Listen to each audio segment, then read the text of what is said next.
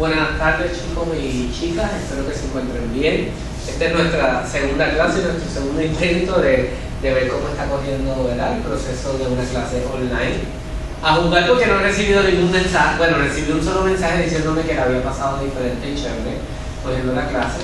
Creo que nos ha ido bien. Ya pueden acceder todos los recursos de la clase en Moodle. Y la clave para usted poder entrar a la clase es ADMI 3006-91. Todo en minúscula. ADMI 3006-91. Ahí usted va a encontrar, por el momento, todo lo que son los trabajos, todo lo que son las presentaciones de estos primeros 5 capítulos o 4 capítulos que vamos a discutir antes de ese primer examen. Y ahí usted va a colocar todas las asignaciones que se hagan y se soliciten dentro de la clase, ¿verdad? Así que la primera asignación que le solicité de la película Anna and the King, pues usted la puede colocar ahí. Recuerde que el ensayo de Anna and the King es una sola página, no más de eso. Luego de este capítulo, nos queda un tema más antes de tomar el primer examen de la clase. Así que mi sugerencia es que me envíen todas sus preguntas a mi correo electrónico, rodi.rivera@upr.edu, rodi.rivera@upr.edu, para que si tienen alguna pregunta o duda sobre el material me la puedan hacer llegar. Nuevamente, me estaré comunicando también con ustedes durante estos días para poder saber cómo nos va con la clase. Igualmente les digo que yo voy a estar fuera del país a partir de este jueves y no regreso hasta el martes, por lo tanto, si no me consiguen estos días, pues la realidad es que no voy a estar por ahí. Hoy nosotros vamos a hablar de ética. Y vamos a hablar de ética desde el punto de vista de los negocios. No desde el punto de vista de administrar, sino desde el punto de vista de los negocios. Hasta ahora en la clase nosotros hemos tomado 3 áreas. Primero vimos los sistemas económicos de un país y vimos lo que era un negocio y los tipos de negocios que tenían. Luego de eso vimos, junto con eso vimos un poco el ambiente que rodea a los negocios dentro de un país. Y comenzamos a ver, porque era necesario, ver el aspecto internacional de los negocios y cómo las economías del mundo han movido la forma de hacer negocios de una manera diferente. Yo les quiero decir que creo que es un dato que traje en la primera clase, pero el 85% de los negocios que hay en el mundo vienen de empresas pequeñas. Quiere decir que los que mueven la economía del mundo somos esos small business, esa panadería, esa cafetería que está en la esquina, ese zapatero que da su servicio. Eso es lo que mueve la economía del mundo. Ahora, las empresas tienen que regularse de alguna manera. Y de ahí es que nace un poco lo que es la ética en los negocios. Mucha gente les va a hablar un poco acerca de que la ética es relativa. Y mira, desde algún punto de vista cultural eso puede ser cierto. Y puede ser cierto, ¿verdad? Porque el significado de algunas cosas para mí no es el mismo significado de esas cosas para otros. Ahora, las reglas de ética y las normas de conducta que va a tener un país tienen que ser absolutas. Y tienen que ser absolutas porque si no, no nos pudiésemos desarrollar y no pudiéramos hacer relaciones de negocio. Les digo, ¿verdad? Y me gusta hacer este cuento para que sepan que la ética no es relativa. Si usted va guiando, ¿verdad? Si usted va guiando y hay un semáforo y hay una luz roja, verde y amarilla, la luz roja para nosotros nos dice que nos paremos. La luz amarilla dice pase con cuidado, para otro hay que ir rápido porque si no me dan un cantazo. Y la verde es prosiga, ¿verdad? Si para mí pensara que fuera la verde pare y la roja siga, y para José fuera la verde siga y la roja pare, como para mí la roja siga y para él la verde siga, cuando la luz esté verde, José va a seguir, y como yo tengo la luz roja, voy a seguir también, y vamos a tener un accidente. Entonces, en ese caso, no puede haber relatividad, porque si eso pasa, voy a embaratar el carro de José. Por lo tanto, igual que para el semáforo, cada luz tiene un significado.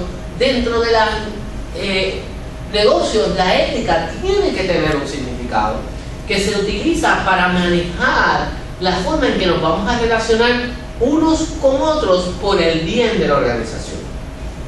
Y cuando hablamos de la ética, y pueden utilizar la presentación del capítulo 3 que tienen en el Moodle, van a ver que para la ética es el conjunto, y discúlpenme por ahí, no sé si se va a poder ver la presentación por la luz, y necesitamos luz, ¿verdad?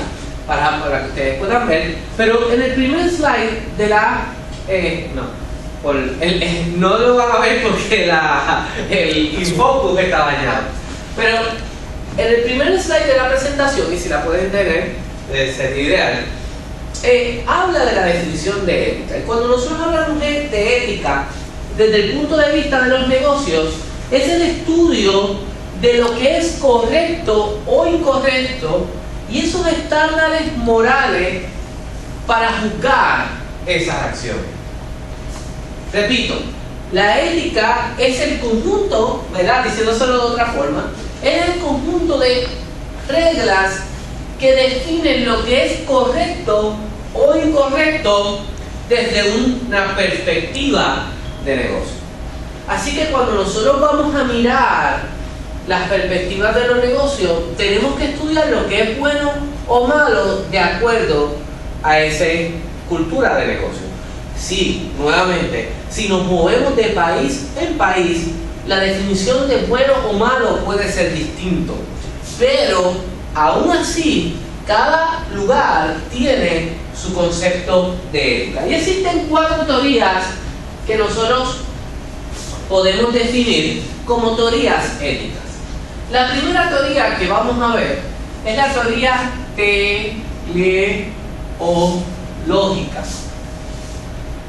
teleológica. Y la teoría teleológica dice o expresa o se conoce, como la teoría de las consecuencias. Y dice que la moralidad de las acciones se va a evaluar según las consecuencias.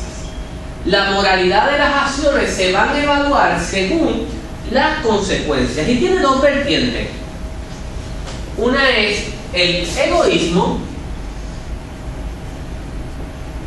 y la otra es el utilitarismo. En el caso del egoísmo, esta teoría plantea que si es bueno para mí, entonces está bien. Si hay un beneficio para mí, entonces está bien. Eso es lo correcto. Y es una teoría egoísta. Conocemos mucha gente egoísta. Así que usted sabe que eso es lo que significa. Ahora, el utilitarismo establece que las cosas están bien si alcanza el bienestar de la mayoría de las personas. Las cosas están bien si alcanzan la mayoría de las personas. O, en palabras finas, se alcanza el bienestar general. Quiere decir que, por ejemplo, a mí me pasó algo bien interesante cuando yo estaba en maestría. Yo era muy bueno en los números. Yo cogí una clase de estadística de mi maestría y en los primeros 3 exámenes yo saqué 100 en todos los exámenes. Y cuando el profesor va al examen final, dice, el examen final, la nota final de la clase se va a llevar por la persona que tenga la mayor puntuación. Así que en ese momento, ¿quién tenía la mayor puntuación? Que by the way, eso no quiere decir que sea mejor que nadie, es que en esa clase era bueno, en otras necesariamente no igual, pero es así. Así que los compañeros se acercan y me piden, Rodi, cuélgate en el examen final.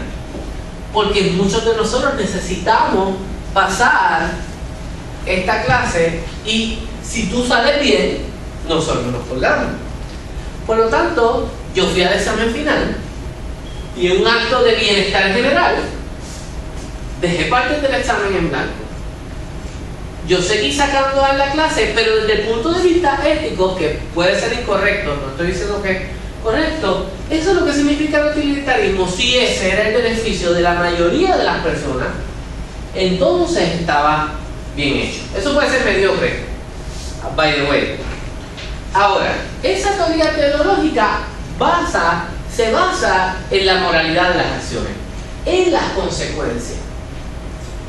La segunda teoría que nosotros podemos tocar es la teoría deontológica.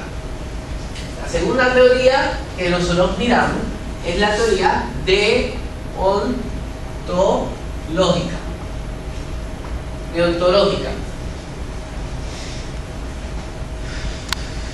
Y esta teoría dice que hay que hacer las cosas bien, no importa las consecuencias para otros. Y hay que hacer las cosas bien dentro del aspecto moral y legal. Hay que hacer las cosas bien dentro del aspecto moral y legal. Muchas veces nosotros decimos, mira, pues yo me copié en el examen, pero es que todo el mundo se copia en el examen. Pues porque todo el mundo se copie, eso no quiere decir que está bien. Eso quiere decir que todo el mundo está mal. Pero dentro del aspecto deontológico, lo que me dice es que Rodi, que aquí se colgó adrede por el bienestar general, está mal. Porque Rodi debió haber hecho las cosas de acuerdo a lo que era correcto. Y lo que era correcto era cumplir con las reglas y hacer su examen. Así que la teoría deontológica dice, el que cumple las reglas tal y como están establecidas y hace la conducta que debe hacer, entonces está teniendo una conducta ética. Y esa es la segunda teoría ética que podemos utilizar en los negocios. La tercera teoría ética es la teoría de justicia. Justicia.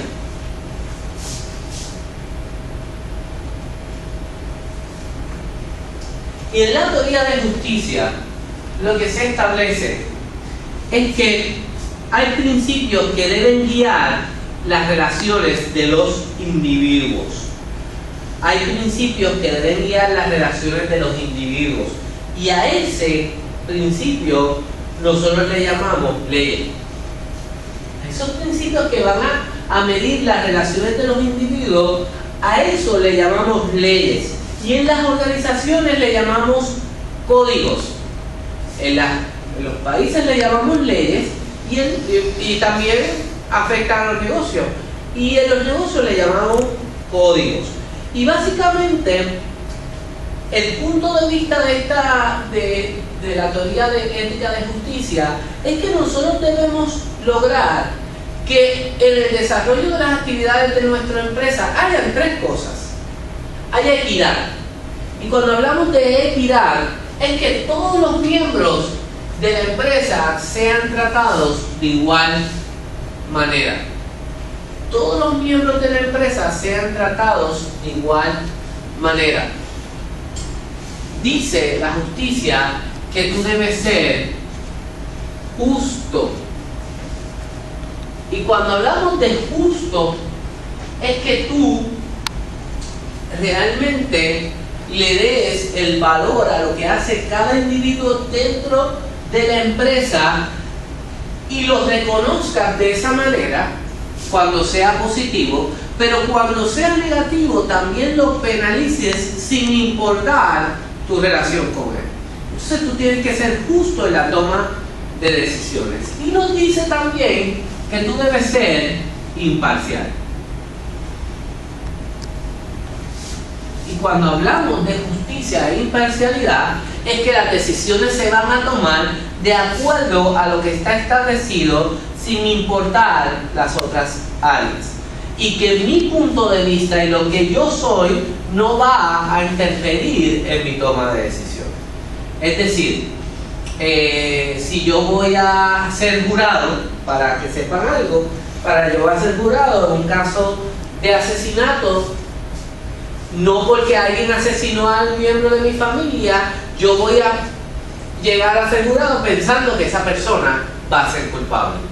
El principio de imparcialidad dice que yo voy a ir ahí y voy a medir a esa persona sin pensar en lo que otras hicieron. Eso es igual que cuando nosotros tenemos novios y novias, nos dejamos y pensamos que el próximo va a pagar las consecuencias de este, ¿verdad? Así que en eso no somos justos. Pues de esa misma manera es que tenemos que medir las cosas dentro de la teoría de justicia. Así que tenemos la teoría teleológica, que se mide entre el egoísmo y el utilitarismo. La teoría deontológica, que básicamente se fija en el aspecto de reglas, y el aspecto de justicia, que está más dirigido a la conducta que nosotros trabajamos. Ahora, el cuarto elemento de teoría ética es el relativismo cultural. Y el relativismo cultural ocurre principalmente desde el punto de vista internacional, pero el relativismo cultural dice que las reglas de ética de una organización deben estar definidas por su entorno organizacional. Las reglas de las éticas de una organización deben estar definidas por su entorno organizacional. Y la principal regla o la forma de ver eso es la regla dorada, el Golden Rule que oímos por ahí. Y el Golden Rule lo que dice es: no hagas a otro lo que no quieres que te hagan. Por lo tanto, todo va a estar definido en que tú vas a tratar a las personas como a ti te gustaría que te trataran, de acuerdo al ambiente en que se están desarrollando las actividades de la empresa.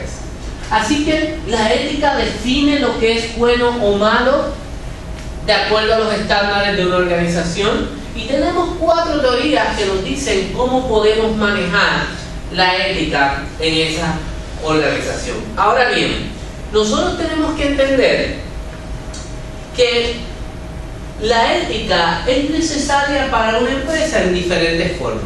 Es necesaria para el bienestar general. Es necesaria para proteger a los empleados. Es necesaria para proteger a la empresa. Y es necesaria porque lleva a las empresas a mejorar su productividad dentro de un ambiente saludable. Repito, la ética es necesaria para una empresa porque promueve el bienestar general.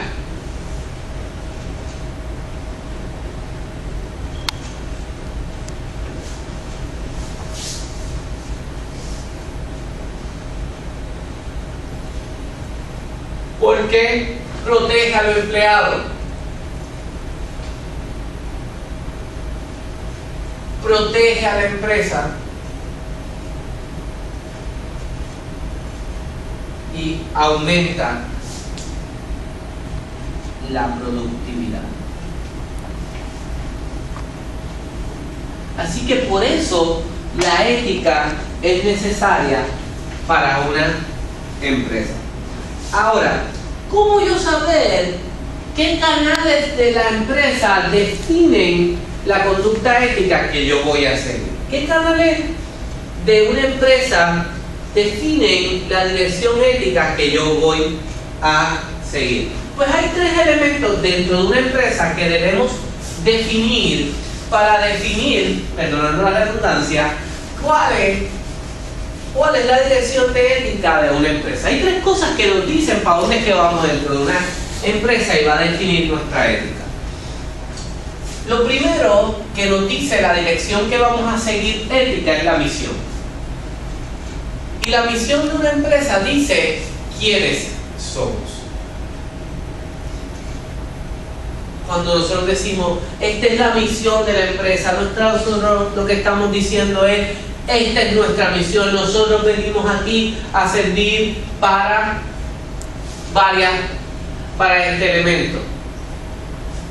Nuestra visión es el segundo elemento que define nuestra ética. Y la visión lo que dice es qué deseamos alcanzar. ¿Qué deseamos alcanzar? un poco cuando uno dice que yo quiero ser cuando sea grande. Esa es nuestra visión. Y la visión puede definir cuál va a ser la conducta ética de nuestra organización. Y el tercero, y quizás más importante, son los valores de la organización, o el Statement of Values. Y me perdonan, pero no me recuerdo la traducción en español. El Statement of Values, los valores de la organización, de cómo se definen esos valores, son los que van a decir cómo nos van a trabajar. Por ejemplo, para algunas empresas la responsabilidad es un valor importante, la integridad, la puntualidad, la comunicación, la honestidad, la justicia, como dijo ahorita, la equidad. Esos son algunos valores que las empresas dicen, eso es lo que nosotros queremos promulgar en el ambiente de nuestra organización. Así que para mirar la dirección ética de una empresa, sabemos por qué es necesaria, pero quien nos establece dentro de una empresa hacia dónde va nuestra organización es su misión, su visión y sus valores. Ahora, ¿cómo nosotros definimos esos valores dentro de la organización? ¿Cómo nosotros definimos esos valores dentro de la organización? Quizás me recordé ahora algo, y discúlpenme. En la parte del relativismo cultural que les dije de la teoría de justicia, lo principal que crece ahí son los derechos individuales. Los derechos que tienen cada individuo por existir y por tener una vida de desarrollo es lo que hace un poco esa teoría de la regla dorada, ¿verdad? Y perdonen que no les había dicho eso. Pero nada, ahora, ¿cómo yo voy a expresar esos valores dentro de mi organización? Pues mira, los valores, yo tengo que decirle que son esos elementos que queremos mantener y proteger y que van sobre cualquier cosa.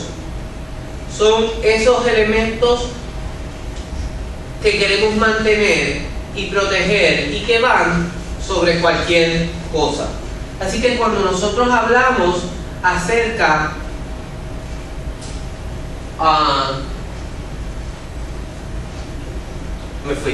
cuando hablamos de los valores de la organización, nosotros estamos hablando de estos elementos que yo quiero que se respeten y que se reconozcan de mi empresa y que todo el mundo los practique.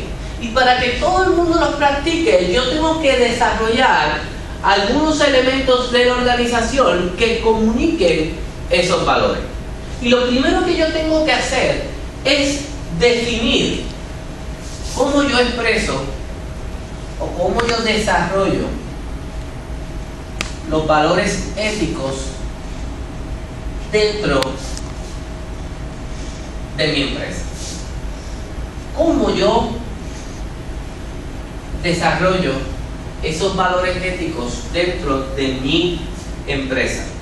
Pues lo primero que yo tengo que hacer es definir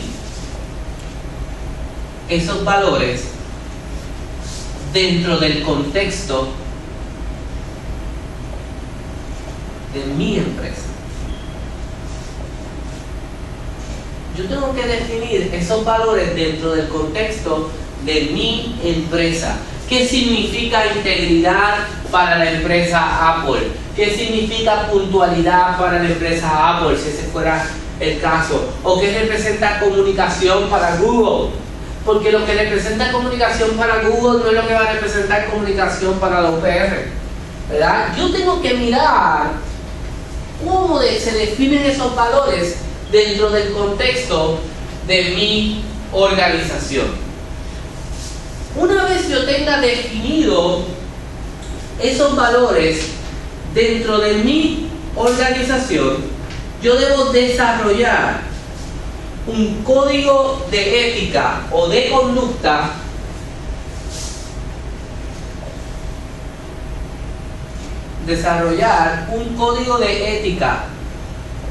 conducta que establezca las formas y maneras en que se van a trabajar esos valores dentro de la organización.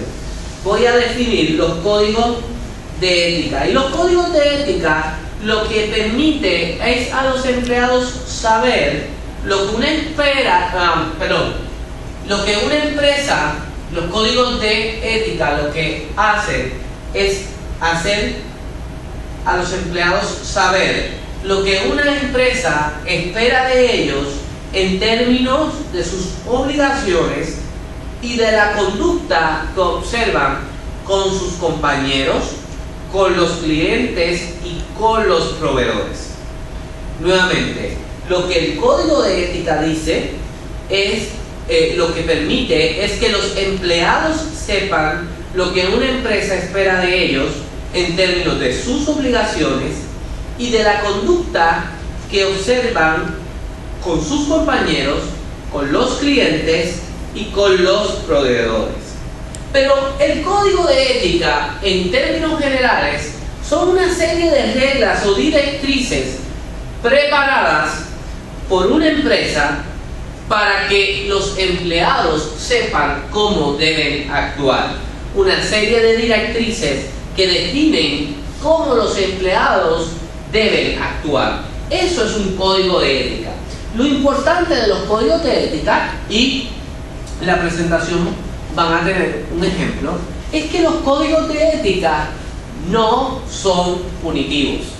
Y cuando decimos que no son punitivos, no están hechos principalmente para castigar a los empleados, ni están hechos para establecer querellas. Los códigos de ética están ahí solamente para definir lo que como empresa tú esperas de las personas que se relacionan contigo. Eso es lo que hace el código de ética. Y el código de ética va a ayudar, y ese es el tercer elemento, a medir cómo se llevan a cabo las relaciones entre los stakeholders de una empresa.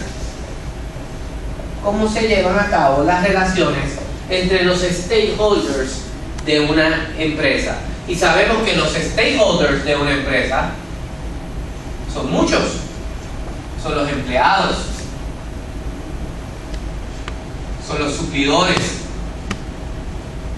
es el gobierno, son los clientes, son los medios de comunicación, son los accionistas, la comunidad, son las uniones, ¿verdad? Así que cuando miramos los stakeholders de una organización, tenemos como tercer punto medir cómo se van a llevar a cabo esas relaciones. Y el código de conducta establece cómo se va a llevar a cabo esas relaciones. Una vez esas relaciones son definidas, entonces nosotros debemos ofrecer adiestramientos y programas de adiestramiento para los empleados. Yo debo ofrecer programas de adiestramiento a los empleados. Adiestramiento a los empleados. Porque es la única forma en la que nosotros podemos definir que los empleados conozcan lo que tienen que hacer. Yo pude haber escrito un código de conducta, pero yo escribí el código de conducta y si yo no le enseño a los empleados cómo van a utilizarlo, pues entonces es igual a nada. Así que yo debo desarrollar diferentes programas de adiestramiento. Por ejemplo, el gobierno de Puerto Rico exige que los empleados públicos tengan cada 2 años una cierta de cantidad de horas en adiestramientos en temas de ética y establece revistas mensuales para hablar sobre temas de ética en el gobierno y establece reglas y leyes para definir cómo son las conductas que se esperan acerca de los miembros. Así que esos programas de adiestramiento están hechos para que todo el mundo conozca de cómo se va a llevar a cabo las relaciones de los miembros. Un quinto punto es que tú debes liderar, por ejemplo. Leading by example. En inglés tiene mejor sentido. Lead by example. ¿Verdad? Es que además de tú adiestrarlos, tú debes comunicar lo que tú quieres que ellos hagan. ¿Y cómo tú lo comunicas? Actuando de una manera ética sobre eso. Si yo les voy a hablar en compañías que han logrado, si usted va al slide número 12 de su presentación, va a ver aquellas compañías que tienen mayores las mejores conductas éticas de los Estados Unidos. Y van a ver allí, para que conozcan algunas de ellas, lo que es Hewlett Packard, quizás que ustedes conocen, Motorola, que es otra de las que ustedes conocen, Timberland, que son las botas, que ustedes también conocen, Dell, que son las computadoras, Texas Instruments, que son las calculadoras. Así que esas son algunas compañías que han sido reconocidas por su alto nivel de compromiso en el desarrollo de valores éticos y de conducta ética de sus compañías para medir su relación con los stakeholders. Ahora, el tema de los códigos de conducta es algo que surge con mayor fuerza a partir de los años 90. Y ocurre principalmente por un caso que ocurrió con un baloncelista súper famoso que todo el mundo debe conocer, que se llama Michael Jordan. Y Michael Jordan, que lo conocemos como el mejor baloncelista de la historia de la NBA, empezó a desarrollar la compañía Nike desarrolla con él su famoso Air Jordan. Y la primera vez que eso se empezó a desarrollar, él fue el primer deportista que le dieron un contrato multimillonario para hacer la imagen de una compañía. Le pagaron, creo que fueron más de $10 millones en los años 90 al principio. Pero cuando se empieza a ver lo que esta compañía estaba haciendo y miran donde producían el zapato, se dieron cuenta que las condiciones de trabajo infrahumanas y los valores que la compañía decía que llevaba a cabo, no lo hacían. Niños trabajaban haciendo los zapatos en condiciones bien infrahumanas. El costo de ese zapato hacerlo era de 75 centavos y le pagaban a la gente y la gente cobraba 25 centavos semanales por trabajar haciendo el zapato, mientras que a la imagen le pagaban $10 millones. Entonces hubo una crisis mundial y todo el mundo empezó a quitarle a la compañía y la compañía dice, espérate, esto hay que definirlo. Y empiezan a mirar cómo van a definir la conducta de la gente que administra su compañía y son los primeros en forzar los códigos de conducta. Y de ahí comienzan a verse los códigos de conducta como una manera de poder, de alguna forma, moderar el comportamiento de los individuos dentro de una organización. ¿Por qué es importante también? Porque los códigos de conducta trabajan con gente que es diversa. Y como somos diversos, tenemos que definir las reglas de nuestro juego. Porque si no lo hacemos, las relaciones de negocios se van a afectar y no voy a poder alcanzar mis objetivos. Así que una empresa, desde el punto de vista ético, comienza a desarrollar un marco que les permita que les permitan ser exitosos dentro de su negocio. Así que una vez ya establecido el código de conducta, que es conocido dentro de la organización, que yo adiestro a los empleados dentro de la organización y yo lidero, por ejemplo, ¿verdad? Y yo lidero siendo yo el que hace las cosas, yo tengo que evaluar entonces el valor o la efectividad de ese modelo ético para la empresa. Ético para la empresa. Yo tengo que evaluar la efectividad de ese modelo ético para la empresa. Yo debo crear la estructura, la desarrollo.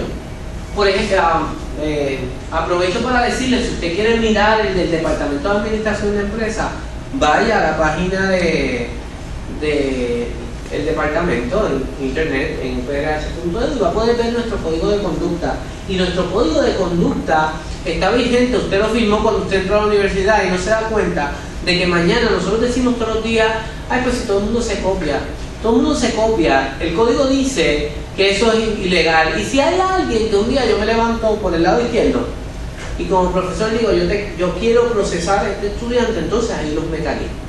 ¿Por qué? Porque yo evalúo cómo se comportan mis individuos en 4 áreas. Se han encontrado que los individuos dentro de una empresa fallan en la conducta ética en 4 áreas principales.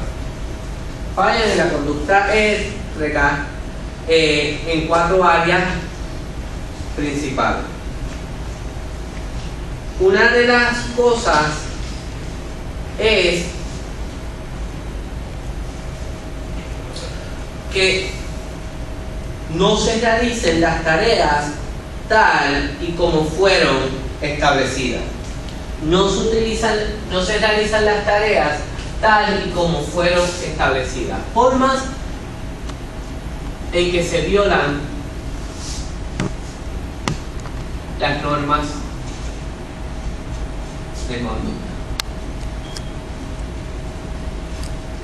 Mira, una es que no se realicen las tareas tal y como fueron establecidas.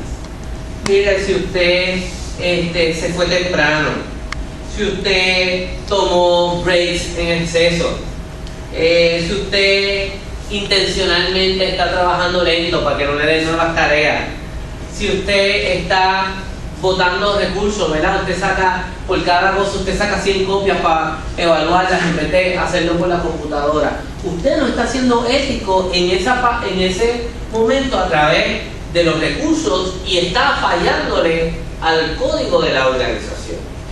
Otra forma es hacer mal uso de la propiedad o equipo de la organización. Hacer mal uso, la primera era no hacer las tareas como asignadas.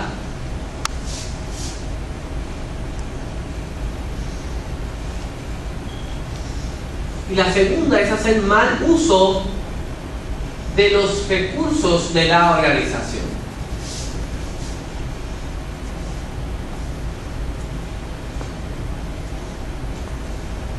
Y cuando nosotros hablamos de hacer un mal uso de los recursos de la organización,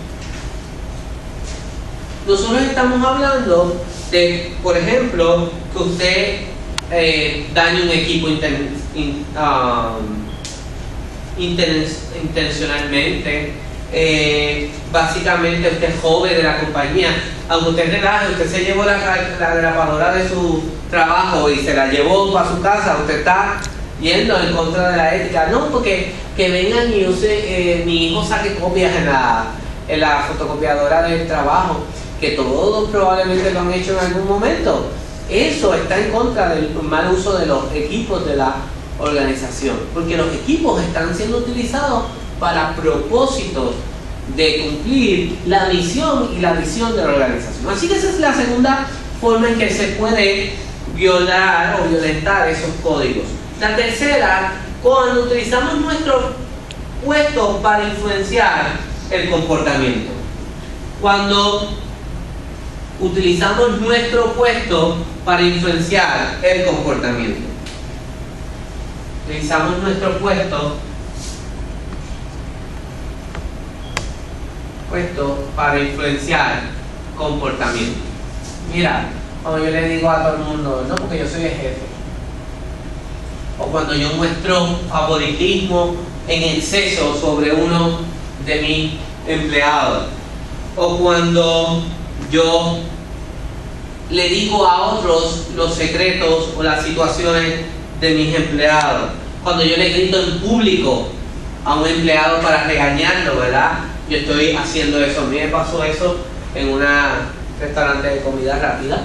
Yo hice le pedí a la cajera que las papas me las hiciera grandes. Siempre me recuerdo eso.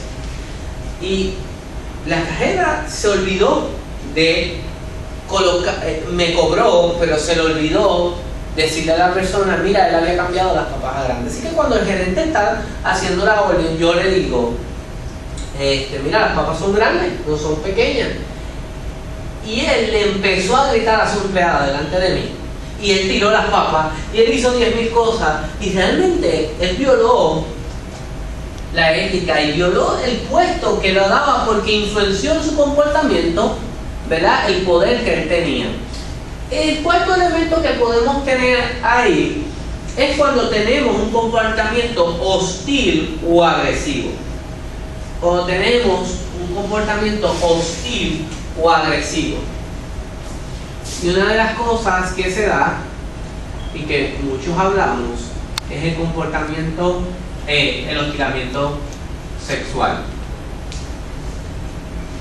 ¿Verdad? El hostigamiento sexual es uno de los elementos que más se conocen acerca de lo que es el abuso o el comportamiento hostil o agresivo. Y mira, tenemos que tener cuidado como dueños de un negocio en este comportamiento. A veces tiramos bromas bobas, a veces cometemos el acto. Yo les quiero decir que uno de los casos o demandas millonarias más grandes en caso de hostigamiento sexual en los Estados Unidos se dio para una empresa que la empresa tuvo que terminar pagando $10 millones a la mujer y al esposo que acusaron al jefe de hostigamiento sexual. Pero eso no fue lo interesante. Lo más interesante es que ella era la secretaria del dueño de la empresa y por 10 años fue su chilla. Por 10 años fue su chilla. Así que por 10 años ella consintió la relación. Y un buen día ella dijo, ya yo no quiero tener más esta relación. El jefe, que ya había tenido una relación por 10 años, ¿qué hizo? Trató de seguir insistiendo. Desde el día que ella le dijo que no, desde ese día se convirtió en hostigamiento sexual. Y ella gana su demanda en el Tribunal Supremo basada en ese momento. Independientemente de hayan tenido una relación por 20 años, si un día ese empleado le dice no, desde ese momento se convierte en abuso sexual. Y en hostigamiento sexual. Y el hostigamiento sexual es penado por ley. Se da de hombres a hombres, se da de hombres a mujeres, se da de pares, se da de mujeres a mujeres, se da de niveles altos a bajos, de bajo a arriba. Hay diferentes niveles en que eso puede ocurrir. Las conductas sexuales que hay entre los compañeros de trabajo pueden ser también causas de un comportamiento agresivo. Yo vi un caso de esta compañía, de esta empresa, que esta empleada secretaria acusó a sus compañeros por hostigamiento sexual porque ellos todos los mediodías lo que hacían eran bromas acerca de sexuales. Y ella ganó su caso y tuvo que ser removida del área. Así que estas son las formas más usuales, o las 4 áreas más usuales por las que las normas de ética son violadas. Ahora, para eso yo tengo los códigos de conducta que me establecen las guías que yo voy a seguir para trabajar con el comportamiento de los miembros de mi empresa y con la organización. ¿Cómo yo desarrollo un código de conducta? ¿Cómo yo desarrollo un código de conducta? Si yo tengo una empresa nueva y yo quiero desarrollar un código de ética y de conducta, lo primero que yo voy a hacer es establecer estándares y procedimientos. ¿Qué es estándares? Yo voy a establecer cómo yo voy a evaluar el comportamiento de mis empleados. Número 2, yo voy a asignar responsabilidades. Número 2, yo voy a asignar responsabilidades. Número 3, yo voy a delegar en personas con autoridad el comunicar los valores que yo deseo expresar.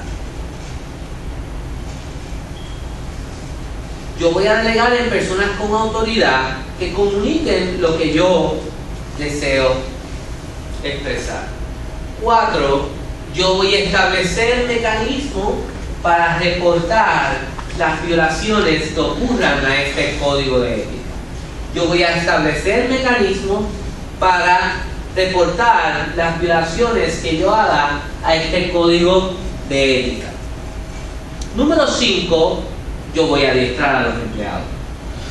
Yo voy a adiestrar a los empleados. Número 6.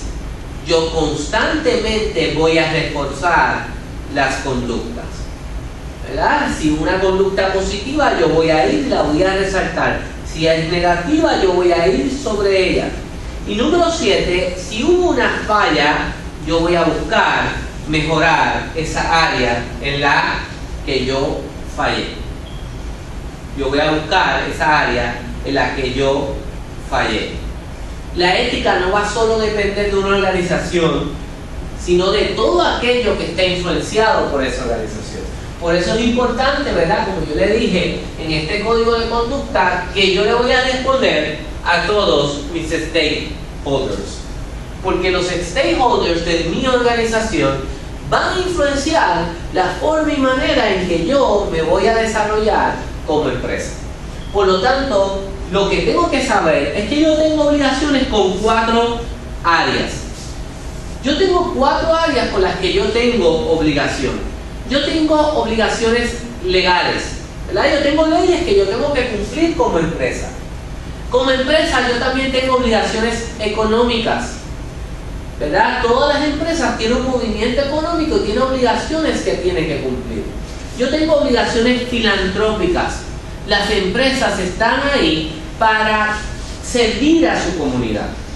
Y yo tengo obligaciones morales. Y básicamente sobre esas obligaciones morales o éticas es que se establece la responsabilidad social de una empresa. Y cuando nosotros hablamos de la responsabilidad social de una empresa, estamos hablando de la obligación que tiene un negocio para seguir políticas y realizar acciones que beneficien a la sociedad. La obligación que tiene un negocio para seguir políticas y realizar acciones que beneficien a la sociedad. Y las empresas tienen responsabilidades con diferentes grupos, ¿verdad? Lo primero que les tengo que decir es que la responsabilidad social de una empresa es voluntaria. Es voluntaria, pero es una obligación. Es extraño, ¿verdad? La responsabilidad social de una empresa es voluntaria, pero es una obligación. Y cuando yo le hablo de que la responsabilidad social de una empresa es voluntaria, es que ningún modelo los obliga a servir a la comunidad y buscar beneficiar a otros, ¿verdad? Como empresa, usualmente nosotros pensamos que las empresas están hechas para generar ganancias. Y eso es muy cierto, están hechas para generar ganancias. Pero deben procurar tener el beneficio de la comunidad a la que sirven. Porque nuevamente, las relaciones éticas de este negocio están definidas por sus stakeholders. Por lo tanto, todo lo que yo haga que afecte positivamente al desarrollo de esos stakeholders va a afectar positivamente a mi empresa. Y yo tengo que mirar cómo yo desarrollo programas que puedan afectarme positivamente, que puedan afectar positivamente a esa área. Yo tengo responsabilidad con los empleados. Y cuando yo hablo de la responsabilidad con los empleados, yo tengo que crear un ambiente de desarrollo y beneficio para cada uno de estos. Si yo miro por ejemplo, que mis empleados no están siendo adiestrados de la mejor manera, ellos no se van a poder desempeñar con éxito como yo espero, ni van a ser productivos como yo espero. Por lo tanto, yo tengo que desarrollar programas que busquen que ellos se sientan en un ambiente en los cuales puedan desarrollarse. En la medida que ellos se sientan bien, es en la medida en que me van a servir mejor. Por eso hay compañías que crean programas solamente dirigidos al desarrollo de recursos humanos. Si usted busca en YouTube el video Best Places to Work de Google, ustedes van a ver que la parte de responsabilidad social de los empleados de esta compañía está hecho desde la parte de darle un ambiente en donde ellos se sientan como en casa. Para decirles, en Google, si usted quiere un carro híbrido, usted va y le dan un cheque de $5,000 para que usted lo compre, porque eso ayuda a la economía, por lo tanto tú te vas a sentir más comprometido con el ambiente y con la comunidad. Tienen doctores para que tú vayas a los médicos del hospital si tú tienes un empleado, perdón, de la compañía. Si tú tienes un empleado saludable, el empleado te va a producir mejor. Vamos a tener gimnasio, área de salud. Puedes ir llevar a tus animales para trabajar. Puedes hacer tu laundry dentro de la compañía. Hay restaurantes dentro de la compañía y tú te puedes llevar comida a tu casa. Realmente estoy desarrollando un programa que atienda las necesidades que tienen mis empleados. Así que yo debo ser responsable con mis empleados. Yo debo ser responsable con los clientes, ¿verdad? Y cuando yo hablo de los clientes, básicamente yo debo diseñar productos o bienes y servicios que ayuden al desarrollo personal de mis empleados, de mis clientes, perdón. Y yo tengo que saber que lo que yo produzco, yo lo estoy haciendo en los temas de seguridad y desarrollo que permitan mejorar la calidad de vida de los individuos que están adquiriendo mi producto. Así que cuando yo miro a mis clientes, yo digo que yo voy a tener un trato justo, que yo le voy a hablar con verdad, que yo voy a tener el beneficio justo de lo que yo le estoy vendiendo a ellos. Y esa es la segunda responsabilidad grande de una empresa. La tercera responsabilidad grande social que tiene una empresa es con el público en general, con la comunidad en la que está anclado y en la que sirve, ¿verdad? En ese sentido, las empresas están enclavadas o tienen sus empresas dentro de una comunidad, y lo que hagan como empresa puede afectar el desarrollo de esa comunidad. Ella genera empleos para la comunidad, ella puede generar daños ambientales o no dentro de esa comunidad, ella puede crear programas de beneficios que le añadan beneficios a la comunidad, ellas pueden atraer recursos que sean de desarrollo para la comunidad. Así que cuando yo me miro dentro de la comunidad, yo tengo que saber que dentro de esa comunidad están mis clientes y yo tengo que servir a ellas. Ese es el caso, por ejemplo, ¿verdad? Que fue contrario, que pasó en Bayamón, en Capeco, en Toa Baja. Capeco, los sitios de gasolina que explotó, ¿verdad? Eso tuvo un daño ambiental descomunal. Pero además de que tuvo un daño ambiental descomunal, los negocios de esa región sufrieron porque estuvieron cerrados por muchos días, perdieron la luz, las emisiones de gas que dañaron la salud de los vecinos de ese lugar. Hubo un daño inmenso en la comunidad a la que servía esa empresa.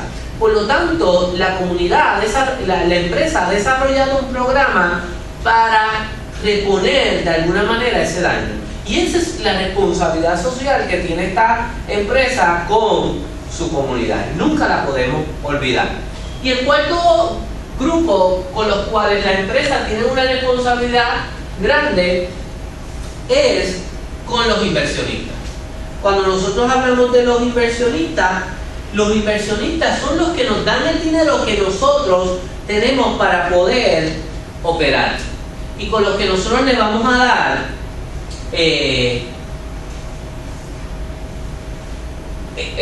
con los que vamos a poder producir los bienes y servicios que van a ser de beneficio para la comunidad, para nuestros clientes y para el desarrollo de nuestros empleados.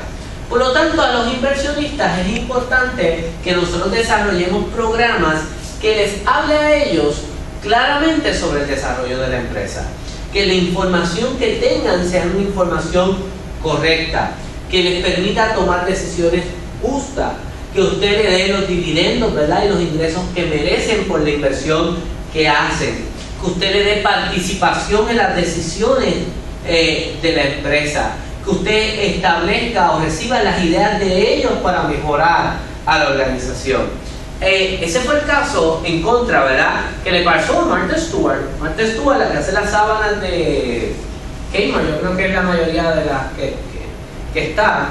En el caso de Martha Stewart, lo que pasó fue que los inversionistas levantan bandera porque la información que la compañía ofrece sobre los ingresos no era correcta. Por lo tanto, cuando ellos se dan cuenta, ellos tomaron decisiones para invertir en acciones en esa empresa cuando lo que se les presentó en esos estados financieros era falso. Y fue pintado, maquillado para que se viera bonito y los inversionistas invirtieran. Como resultado, los inversionistas invirtieron y perdieron dinero. Y Martha Stewart fue a la cárcel, ¿verdad?, cuando ellos presentaron su caso particular.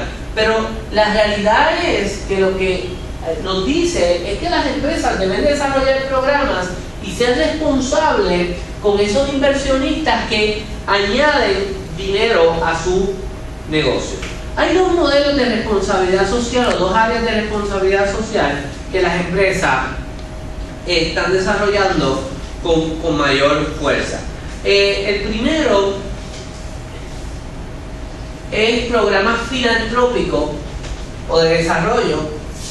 Por ejemplo, les puedo hablar de una empresa puertorriqueña, un programa de filantropía que lo está desarrollando, y una de ellas es el Burger King Charities. Si usted ve el programa de Burger King Charities, básicamente ellos han decidido desarrollar un programa para más de 100 organizaciones sin fines de lucro, ONG, es cuando la abreviatura de organización, o OG, organizaciones sin fines de lucro, ONG, Non-for-Profit Organizations, por eso las ONG.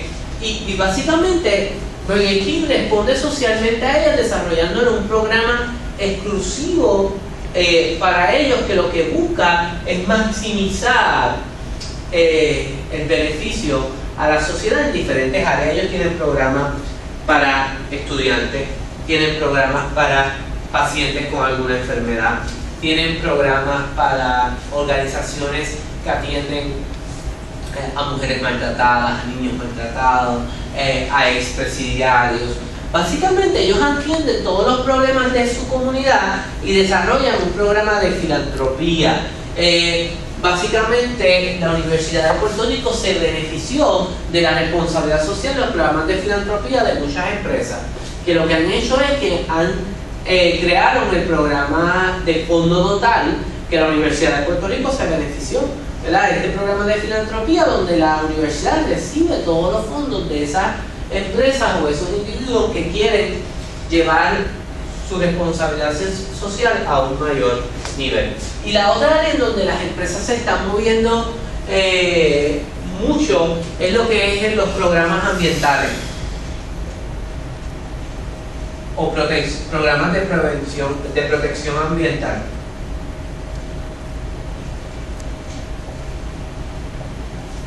Programas de protección ambiental.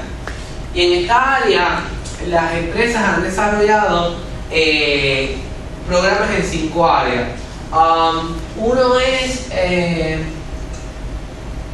el uso del agua. ¿Cómo controlan el uso del agua de sus empresas? Para eso pues han desarrollado, ¿verdad? Usted sabe que muchas de las empresas han cambiado los inodoros de los baños, la cantidad de agua que utilizan en sus recursos. Así que eso es algo que ellos trabajan. El manejo de los desperdicios sólidos y tecnológicos también. Sólidos un área que se han desarrollado programas fuertes, el manejo de material, no fue la palabra, material químico, materiales químicos, en otra área que se ha trabajado con las empresas, lo que le llamamos reciclaje. Y el reciclaje es cuando usted destruye totalmente un equipo y lo convierte en un equipo nuevo, y eso es diferente a lo que es el reuso, que es la otra cosa que se ha utilizado mucho en las empresas. Y el reuso es cuando usted utiliza el producto en su esencia natural para el mismo uso o para otro. Me explico. Usted puede, cuando usted hace reciclaje, usted puede coger un celular, usted lo rompe en todas sus partes y las partes las destruye y las convierte en materiales nuevos, o crea celulares nuevos con las partes de ese material. Pero como estamos hablando de reuso, es que el vaso de refresco que yo utilicé ahorita, ahora lo dejo y lo convierto para tomar agua, o lo utilizo como, le echo tierra y lo utilizo como un tiesto. Estoy usando el vaso en su estado natural para convertirlo en otras áreas de uso. Reuso también es cuando yo cojo las botellas de agua y me las llevo, y ahí afecto agua también, y tengo las botellas de agua en las compañías para que la gente tome agua, y lo que hago es que uso esa botella y voy cada vez, o voy a los supermercados para bolsitas de plástico, ¿verdad? Y utilizo estas bolsas una y otra vez. Eso es reuso, ¿verdad? Y básicamente esa es un área donde las empresas han trabajado en los usos de materiales, también el manejo de la luz. Son algunos de los elementos que se han creado como programas de protección ambiental para trabajar con las empresas. Igualmente, muchas empresas han trabajado con crear contratos de desarrollo social entre sus empleados y la compañía, llevando al empleado a tener responsabilidad sobre el desarrollo social de la empresa.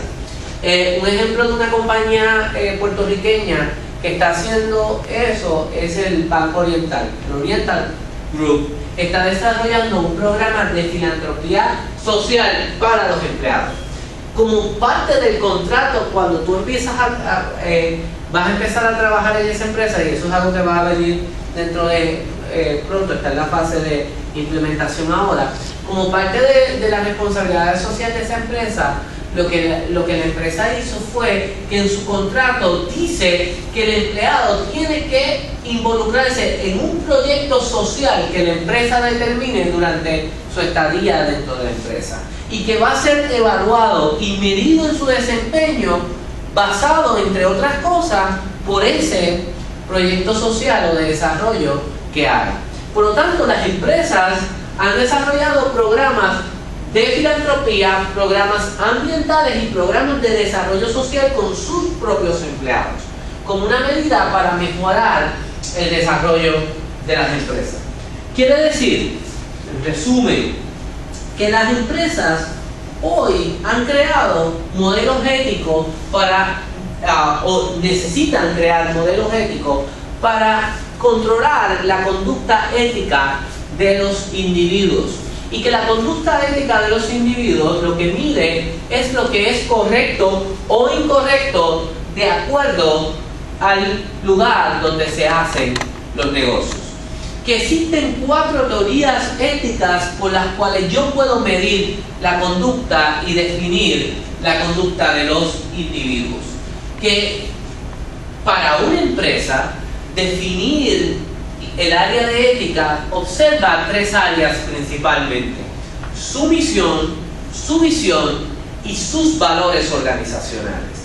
Y que los valores organizacionales los debe expresar en un documento que se conoce como el Código de Ética o Conducta, que no hace otra cosa que definir cuáles son los principios que deben seguir todos los empleados, o las maneras en que se deben comportar todos los empleados dentro de una empresa, con el objetivo principalmente de definir las relaciones que existen entre los miembros de esa empresa y definir cómo vamos a servir a nuestros grupos de interés, que son nuestros stakeholders.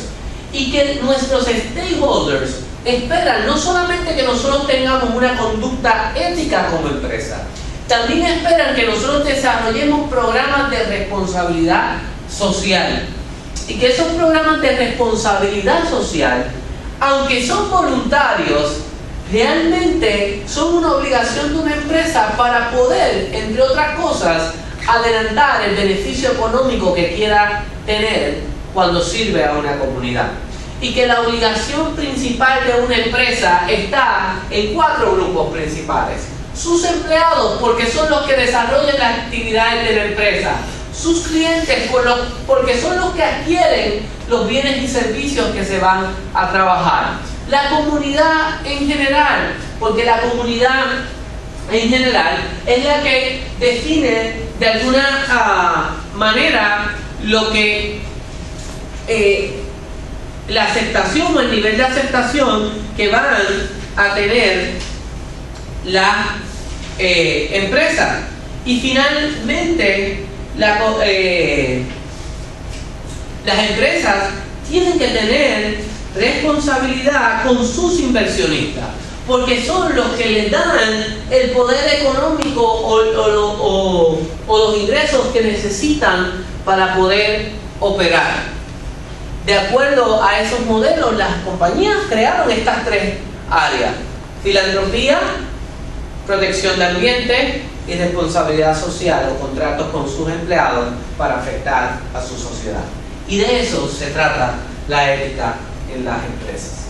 Para cualquier duda o pregunta, no duden en escribirme al correo electrónico y espero que la experiencia esté siendo buena. En un ratito empezamos la segunda parte de la clase.